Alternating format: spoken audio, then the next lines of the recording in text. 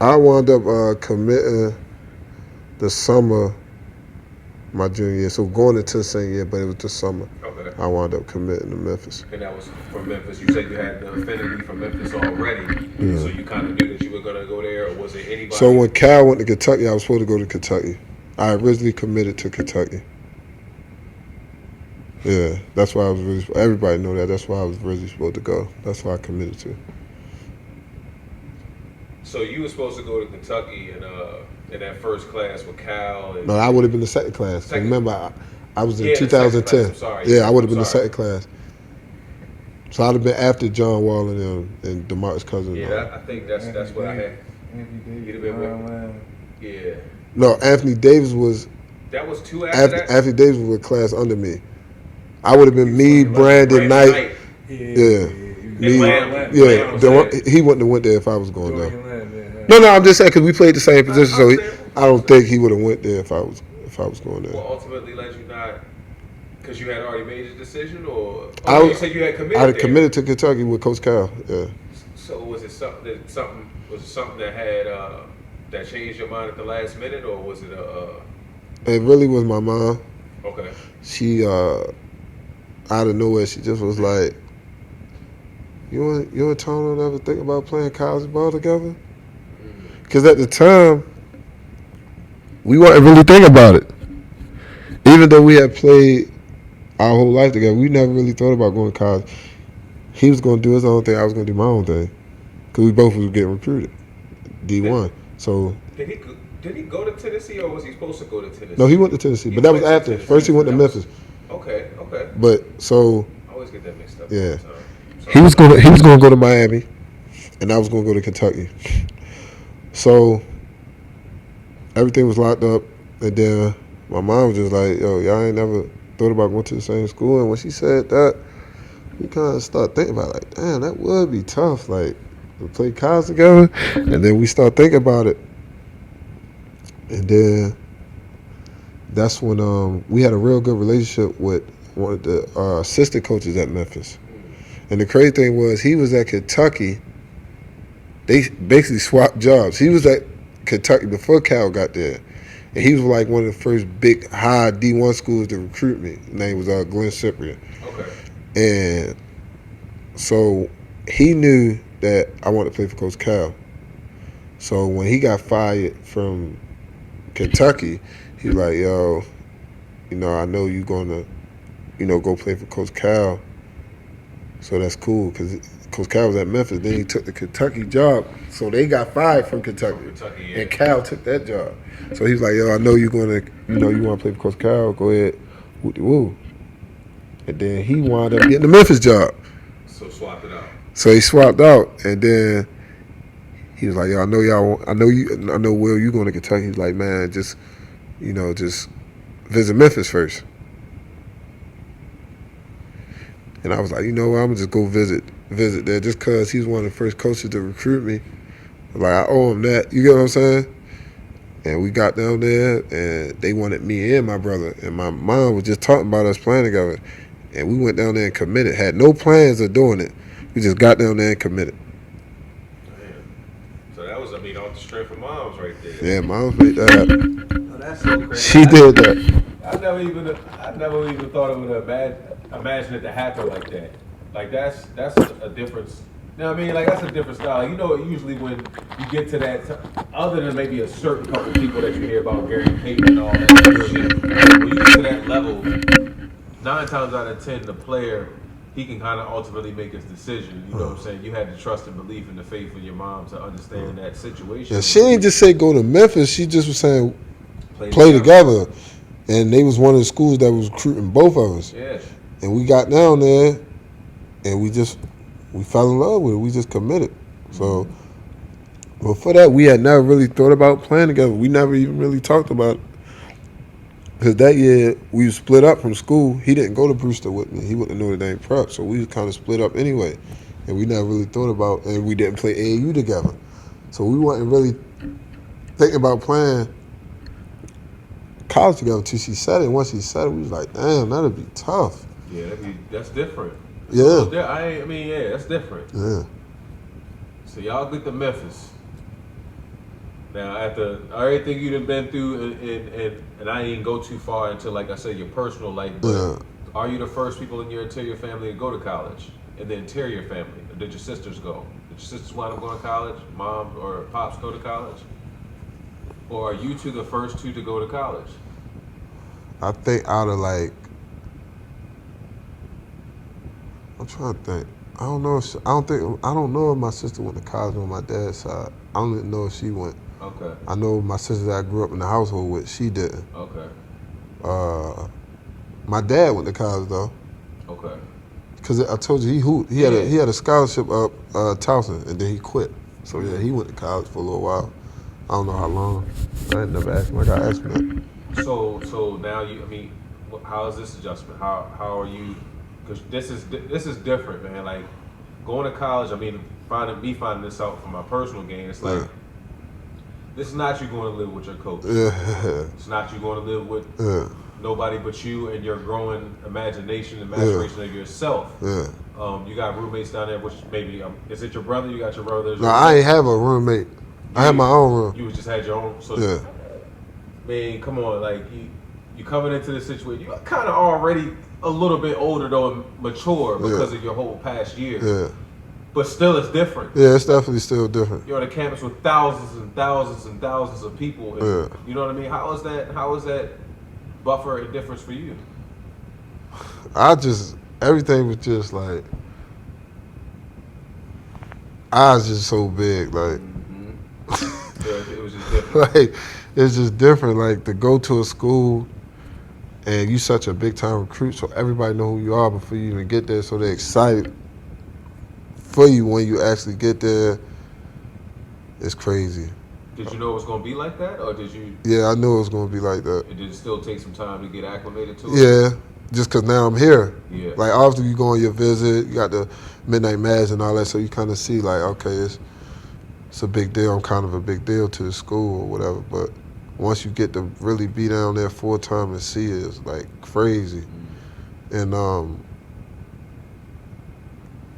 I had like was kind of used to it. Like I said, I went to National Christian, lived away from my family. Went to Brewster, lived away from my family. So I kind of had a little, you know what I mean? I was kind of used to living on my own, if that kind of makes sense. But even though I had my brother with me. Right. So I was kind of used to that, living away from home and not being in the city and stuff like that. Now, Memphis, being at that time, you've already played on a national scale, but now being in Memphis and they're popping at this time, you're going to be on national TV. Yeah. Everything is about to change up. And did you start to notice like little changes as far as your circle and how you handle certain things, like when you got to that point? Because outside of Dante that I've interviewed, Sean was obviously great in his respective right, but you and Dante kind of reached like that realm of being in the, you know what I mean, the top of the top, and so the exposure is different. Especially as freshmen, you guys both put through that thing. So did you kind of notice a change within yourself, within your circle, and how you kind of handle things with people, like your trust factor and who you talk to, and did you have communication with people on campus, or were you that personable on campus still, or did you kind of like shut off because you knew what you had to protect? I was kind of like in between, so nobody got into like my inner circle. We already had that sold up, but still on campus, I still would talk to people, make friends, have fun and stuff like that. But as far as like decision making and stuff like that, I already had that sold up. Like nobody came in and made decisions or helped make decisions or nothing like that though. Okay. Yeah, that part it was too late at that point to get in. Yeah, I had the same like friends and people that helped make decisions probably since 9th, 10th grade, so it was over with. That comes from the sturdy background. Yeah, it was over with. Yeah, for sure. So now, obviously, there's a beginning part. Again, we don't play the fall sport, but in college, the workload is different as far as classroom and as far as from a basketball standpoint. You've already been at a higher level of competition, prep-wise, and all of that stuff. But I'm sure there was a different level once you get there too. Yeah. Kind of talk about that first level, like when you notice, like, oh, this is a little bit different. I mean, from what standpoint? Because all of it was different. Like, this your freshman year. Well, Yeah, your freshman year there. So, was it like a practice, or was it like your preseason workouts where you were like, man, this is psycho. Like I don't know what they thinking, but The first practice after Midnight Madness, because that's when the season officially began. So we had our Memphis Madness. That joint was crazy. We all go out after club.